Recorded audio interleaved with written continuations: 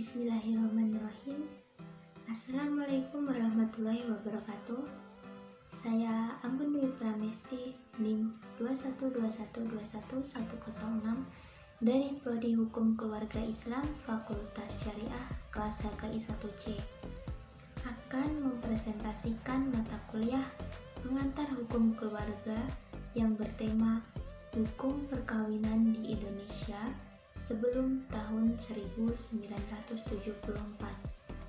Ada masa penjajahan Belanda.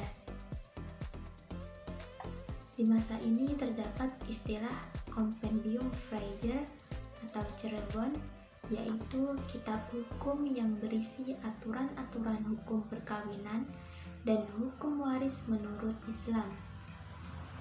Kitab ini ditetapkan pada tanggal 25 Mei 1760 dan pada tahun 1750 di Landrat Semarang dan Makassar dibuat kompendium tersendiri, dan pada zaman Dendles 1800 sampai 1811 dan Inggris masa Thomas S. Raffles 1811 sampai 1816, hukum yang berlaku bagi masyarakat adalah hukum Islam.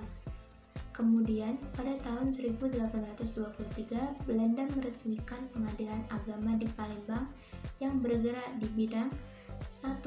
Perceraian, 2. Perkawinan, 3. Pembagian harta, 4. Pengurusan anak apabila orang tuanya bercerai, yang kelima pusaka dan wasiat, dan yang keenam perwalian serta perkara lain yang berhubungan dengan agama.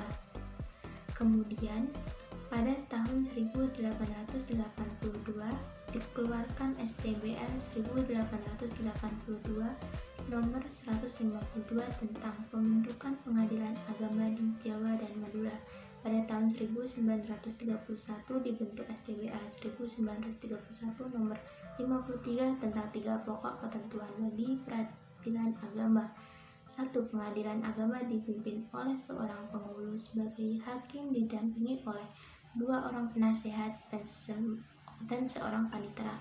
Yang kedua, ada pengadilan agama hanya memeriksa perkara-perkara yang bersangkutan dengan nikah, talak, rujuk hadanat, dan wakaf. Yang ketiga, diadakan Mahkamah Islam Tinggi atau MIT sebagai peradilan banding atas putusan-putusan pengadilan agama. Juga terlahir teori receptio in complexio atau Van den Broek yang menyatakan bahwa syariat Islam secara Islam berlaku bagi pemeluk-pemeluknya. Teori ini sesuai dengan STBL 1844 nomor 129 di negeri Belanda, juga STBL 1855 nomor 2 di Indonesia. Dan apabila terjadi sengketa perdata antara orang-orang Indonesia yang beragama Islam oleh hakim Indonesia, haruslah diperlakukan hukum Islam dan hukum mereka. Selanjutnya, hukum Islam dianggap berlaku sebagai hukum apabila telah memenuhi 2 syarat. Yang pertama, ada syarat norma hukum Islam harus diterima terlebih dahulu oleh hukum kebiasaan atau adat masyarakat setempat. Yang kedua, ada syarat kalaupun sudah diterima oleh hukum adat, norma dan kaidah hukum Islam itu juga tidak boleh bertentangan ataupun tidak boleh telah ditentukan lain oleh ketentuan perundang-undangan Hindia Belanda. Dan ada konsekuensi warga pribumi. 1. Seorang laki-laki tidak diperkenankan menikah dengan lebih dari 1 orang istri. Yang kedua, sebuah hubungan perkawinan tidak dapat putus kecuali dengan 3 sebab, yaitu meninggalnya salah satu pasangan, perginya salah satu pasangan selama 2 tahun lebih dan tidak diketahui kabar tentangnya, sementara pasangan lainnya mengadakan perkawinan lagi dengan orang lain atas izin pengadilan, dan juga adanya putusan perceraian dari pengadilan.